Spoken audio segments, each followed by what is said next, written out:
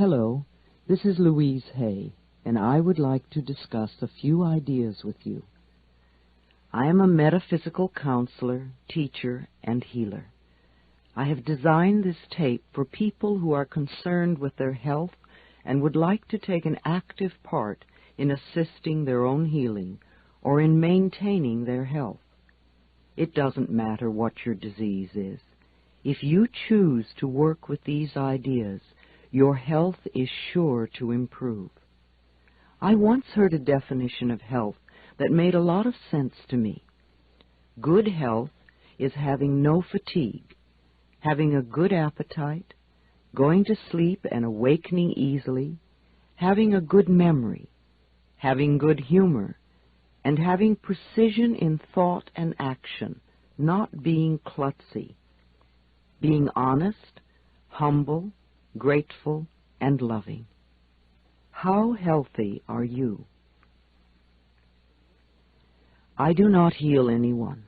The work I do is to help people understand how their own mental patterns are constantly creating their own life experiences, all of them, the good experiences and the so-called bad experiences, and also how these same mental patterns are contributing to the ease and dis-ease in their bodies. We do not want to be ill, and yet we need every disease we have. It is the body's way of telling us that we have a false idea in consciousness. We are being told we are on the wrong track and need to change the way we think. Every illness is a lesson for us to learn. Please do not just complain, I want to get rid of this condition. It will not create the healing you want, nor will you learn the lesson you need to learn. This is not a time for condemnation or for creating more guilt. We are just looking at what needs to be released. This is a time for healing, for making our lives and our bodies whole. I know you have within you all that you need to accomplish this. Once we begin to understand this process, we are able to take conscious control of the changes we wish to make in our lives. This is a very exciting process and becomes one of the most important adventures in our lives.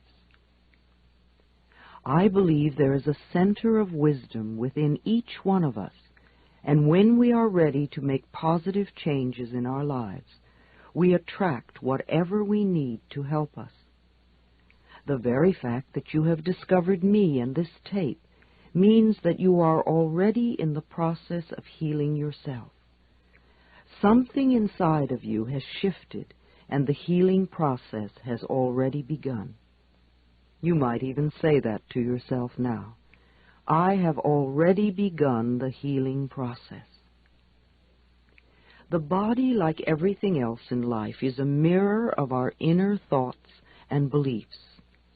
The body is always talking to us if we will only take the time to listen.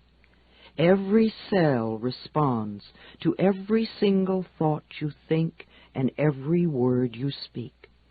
Continuous modes of thinking and speaking produce body behaviors and postures and eases or dis-eases.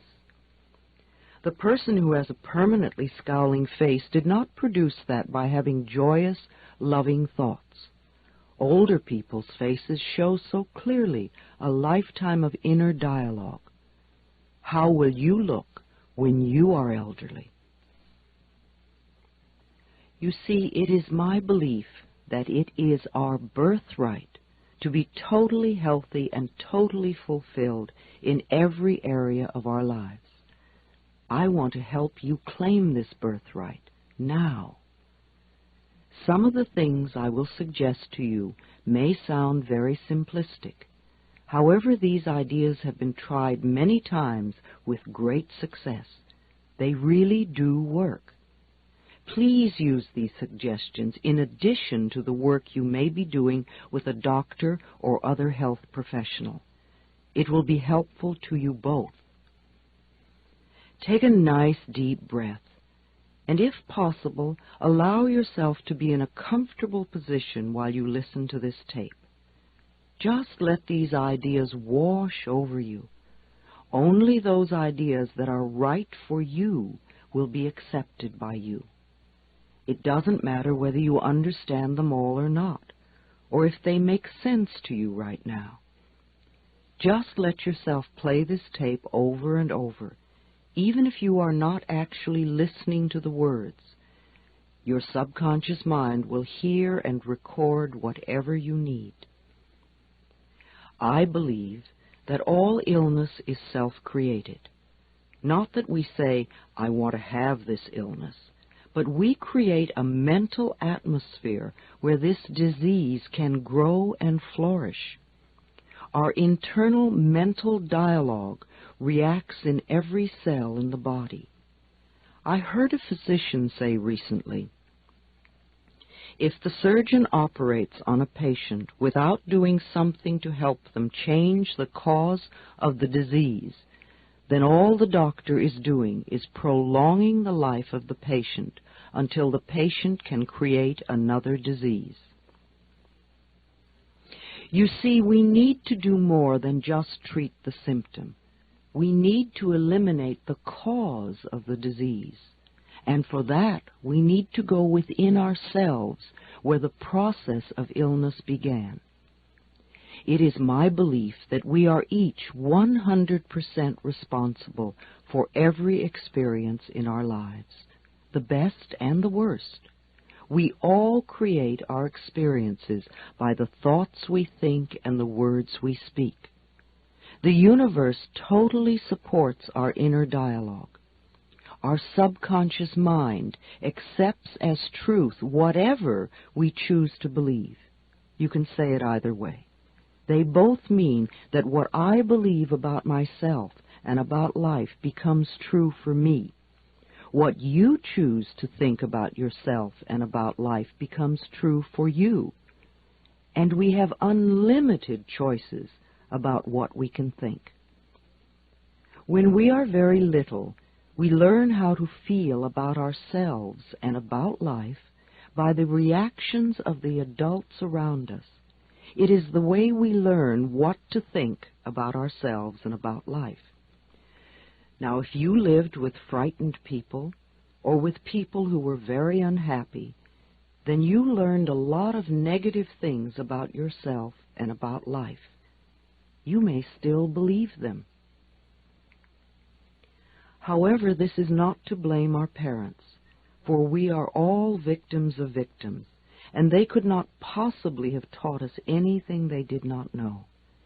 If your mother did not know how to love herself, or your father did not know how to be gentle and kind, then it would be impossible for them to teach you to love yourself or to be gentle and kind.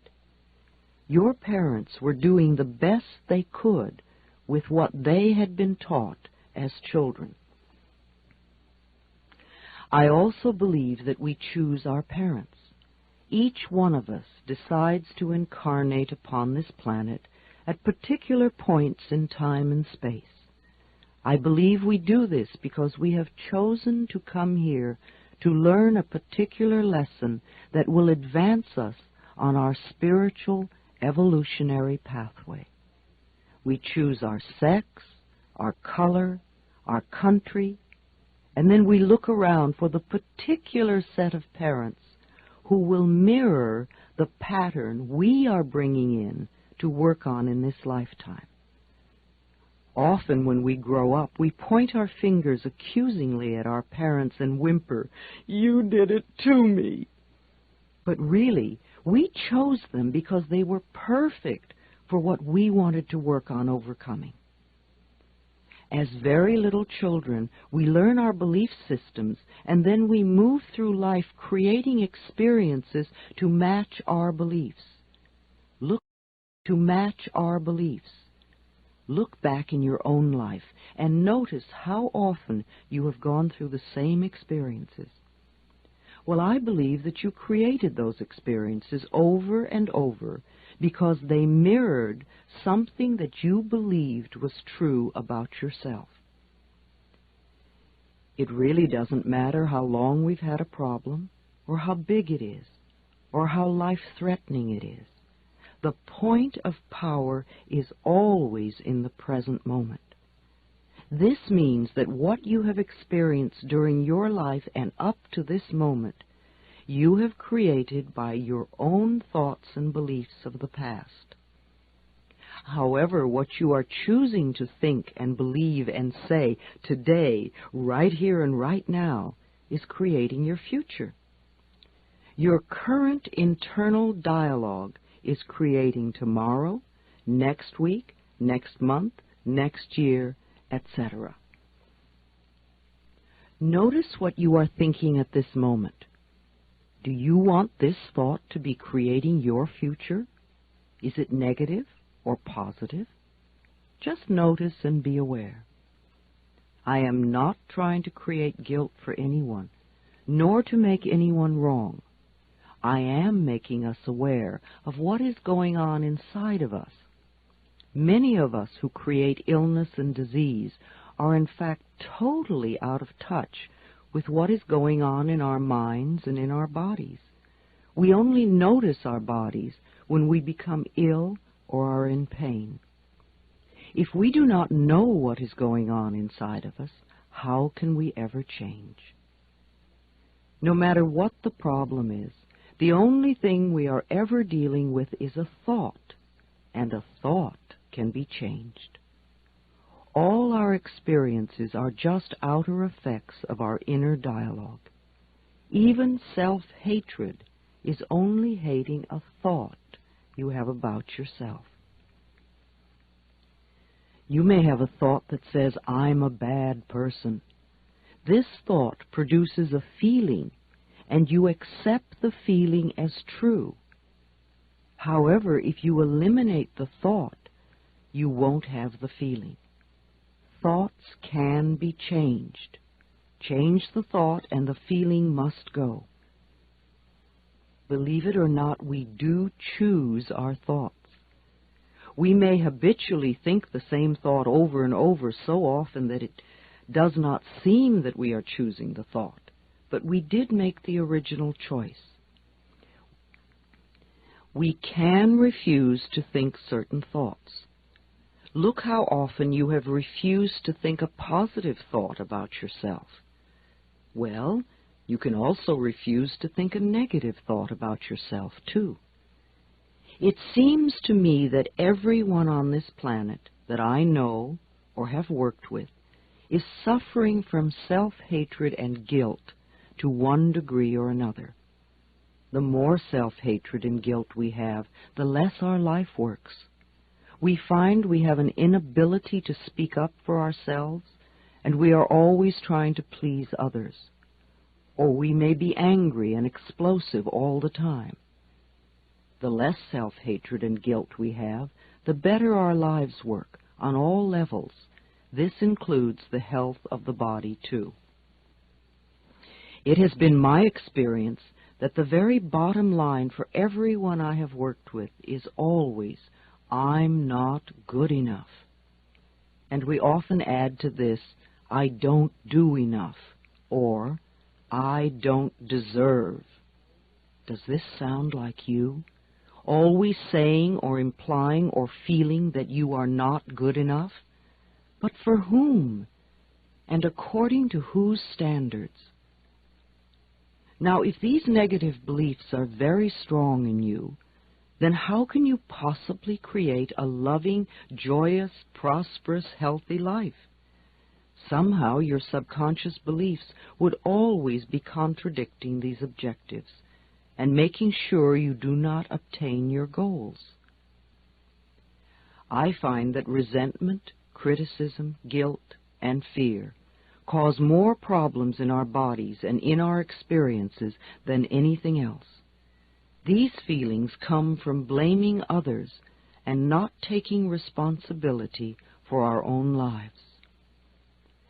You see, if we are all 100% responsible for everything in our lives, then there is no one to blame.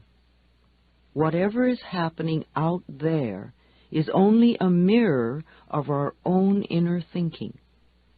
I am not condoning other people's poor behavior, but we must realize it is our beliefs that attract to us people that will treat us that way. If you find yourself saying, "Everyone always does such and such to me," criticizes me, ignores me, takes advantage of me, or abuses me, then this is your pattern. There is some thought in you that attracts this behavior. On some internal level, you believe you deserve to be treated this way, or you treat other people this way, and it is just coming back to you. Whatever we give out, mental, physical, or verbal, will come back to us. When we no longer think or behave this way, the other people will change their behavior, or they will go and do that to someone else who believes they deserve it. You will no longer be attracting the experiences you say you do not want. Whether we want to change a life experience or a physical problem, the place to begin is to say so. Literally say, "I am willing to release the pattern within me that is creating this experience or this condition." You can say this to yourself over and over every time you think of your illness. Say this with me now. I am willing to release the pattern in me that has created this condition. The minute you say this affirmation, you are stepping out of the victim role.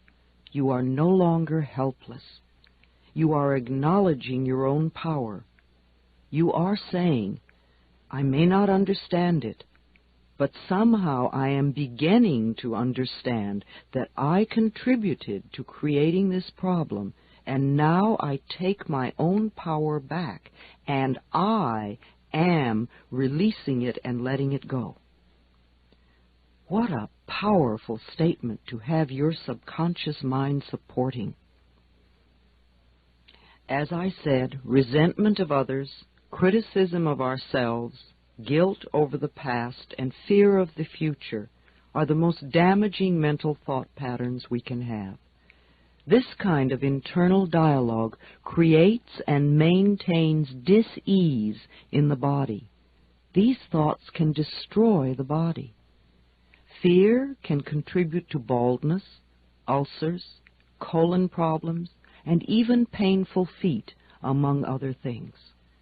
Criticism, as a permanent habit, can often lead to arthritis in the body.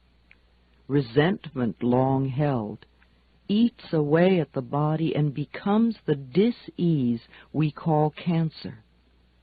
Guilt always looks for punishment and creates pain.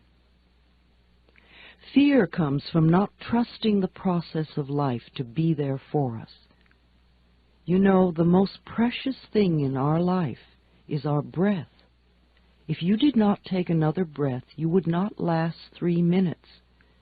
Yet you have such faith that your next breath will be there, that you don't even think about it when you exhale. Now, if the power that created us has given us enough breath to last for as long as we shall live, can we not begin to trust that the rest will also be provided for us? The next time you are frightened, think about the abundance of air and say, "I trust the process of life to take care of me." Whenever someone is in pain, I know they have created a lot of guilt for themselves. Chronic pain comes from unrelenting guilt, often so buried that we are not even aware of it anymore. This guilt must be dissolved before the pain can be eliminated. Guilt is a totally useless emotion.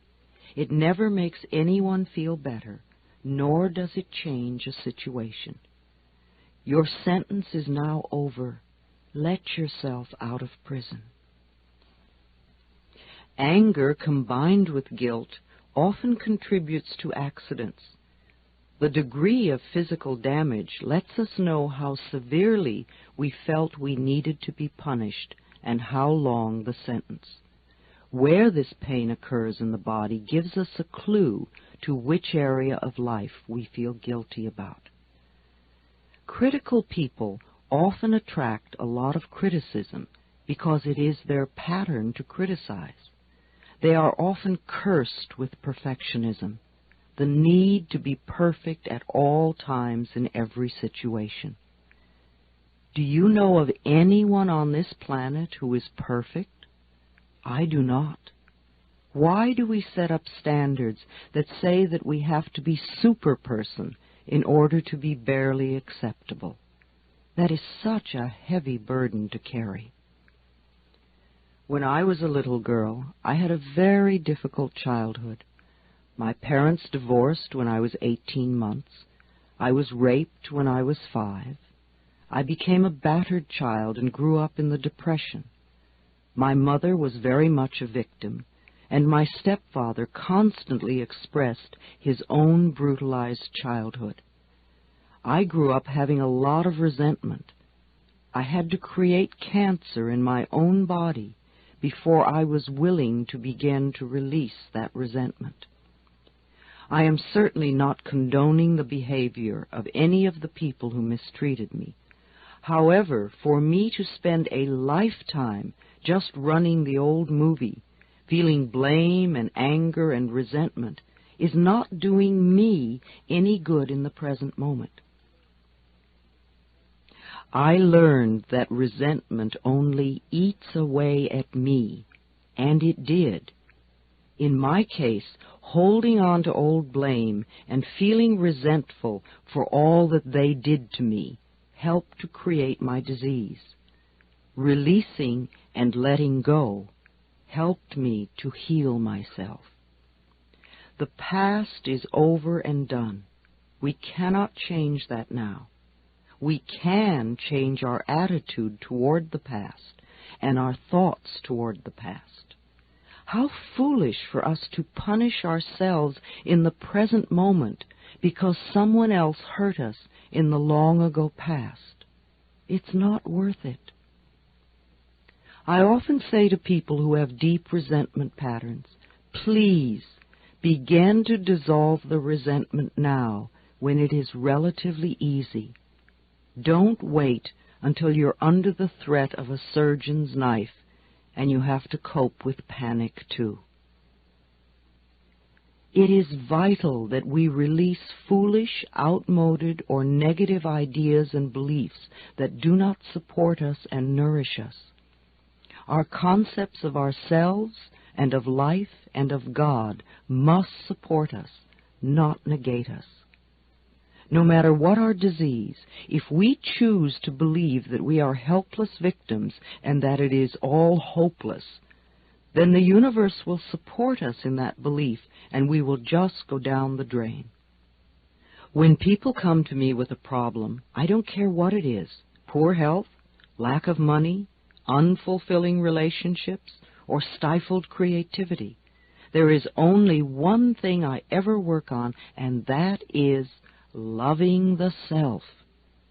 I find that when we really love and accept and approve of ourselves exactly as we are, then everything in life flows. It is like little miracles are everywhere. Our health improves, we attract more money, we have better relationships, we begin to express ourselves creatively. I often ask people to look in the mirror and say, I love and accept myself exactly as I am.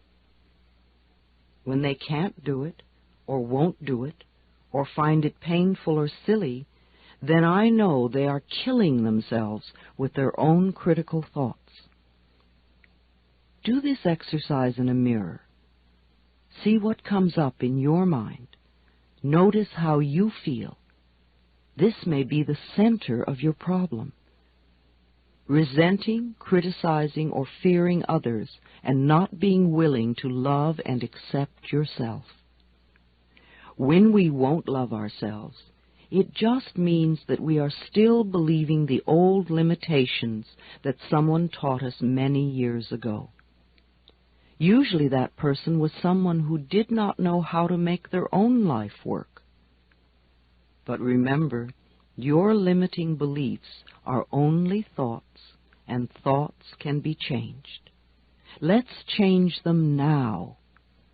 The only thing you ever have control over is your current thought. Loving ourselves, to me, begins with never, ever, ever criticizing ourselves for anything. Criticism only locks us into the very pattern we are trying to change. Understanding and being gentle with ourselves helps us move out of it. After all, you have been criticizing yourself for years, and it hasn't worked. Let's try approving of yourself and see what happens. Self-approval and self-acceptance, right here and right now, are the keys to positive changes. It is also important that we release the past and be at least willing to forgive. Love is always the answer to healing and health, and the road to love is through forgiveness. It is imperative for our own healing that we release the past and forgive everyone. We may not know how to forgive, and we may not want to forgive. But because we say we are willing to forgive, we begin the healing process. We do not have to know how to forgive. All we need to do is to be willing to forgive. The universe will take care of the hows. The Course in Miracles says that all disease comes from a state of non-forgiveness, and that whenever we are ill, we need to look around to see who it is that we need to forgive. I know that the very person you find it hardest to forgive is the one you need to let go of the most. Forgiveness means giving up, letting go. It has nothing to do with condoning behavior. It's just letting the whole experience go and coming into the present moment. We understand our pain so well. How hard it is for most of us to understand that they were also in pain and doing the best they could with the understanding and awareness and knowledge they had. In order to heal ourselves, we need to be willing to change our thinking, to forgive others, and to learn to love and accept ourselves more. When we refuse to be willing to love ourselves, then we are denying ourselves our own healing.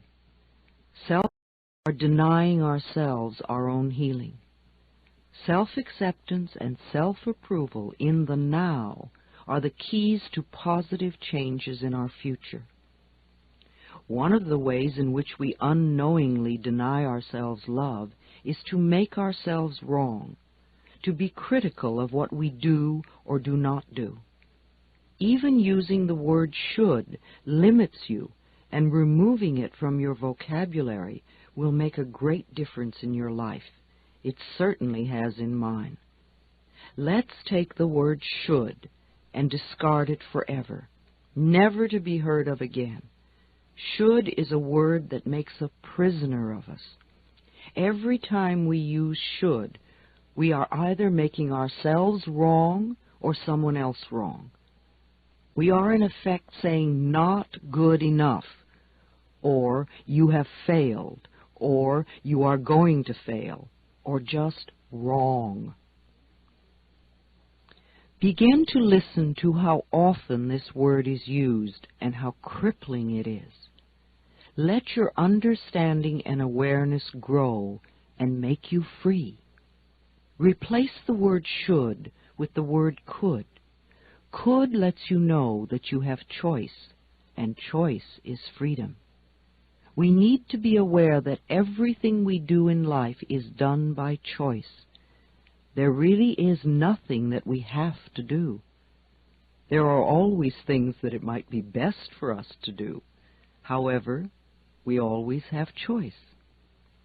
So now every time you hear yourself using the word should, let a red light go off in your mind. Then gently allow yourself to release it and let it go. Please don't use eliminating should as another excuse to get angry at yourself. All we want is understanding and awareness. Then things will drop away by themselves. You might notice, oh dear, it's 27 times today I've said should. No wonder I'm such a rigid person. Now that would be understanding and awareness and the road to freedom. One of the worst things we can do is to get angry at ourselves. Anger only locks us more rigidly into our patterns. Sometimes we think we have to be angry at ourselves in order to change. You may have been angry at yourself and scolding yourself for years, and still you haven't changed. That is not the way to do it. Think of what happens when we yell and scream at a tiny child. All the joy goes out of their life. And if we yell and scream at them long enough, they literally shrivel and sit in corners, or they tear up the room. The same things happen to the little child within us when we get angry at ourselves.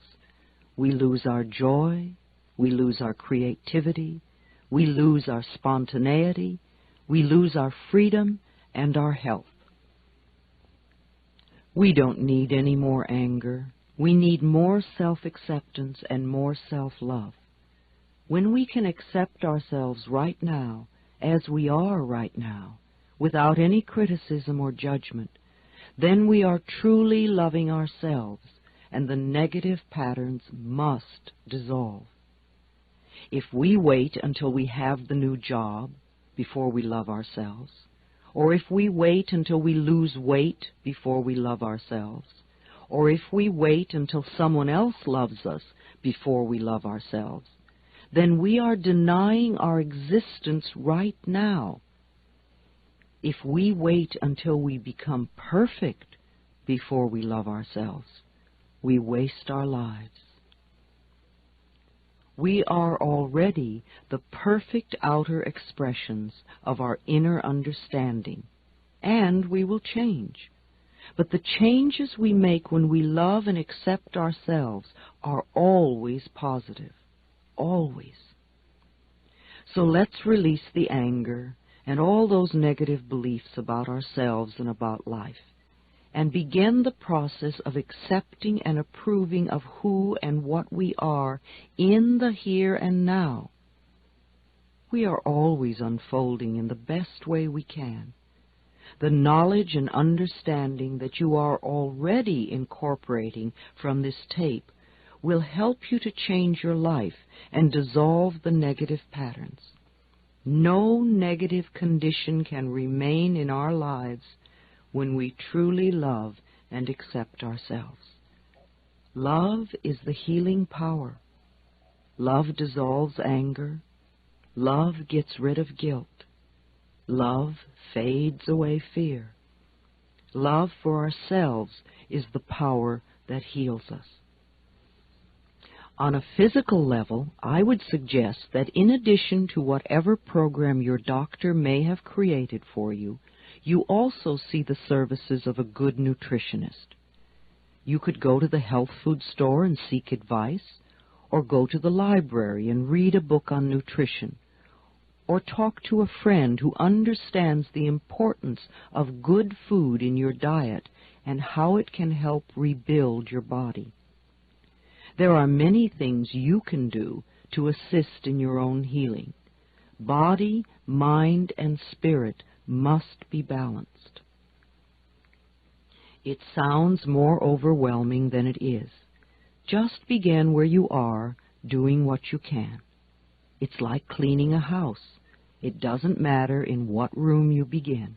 If you keep going, eventually the whole house becomes clean.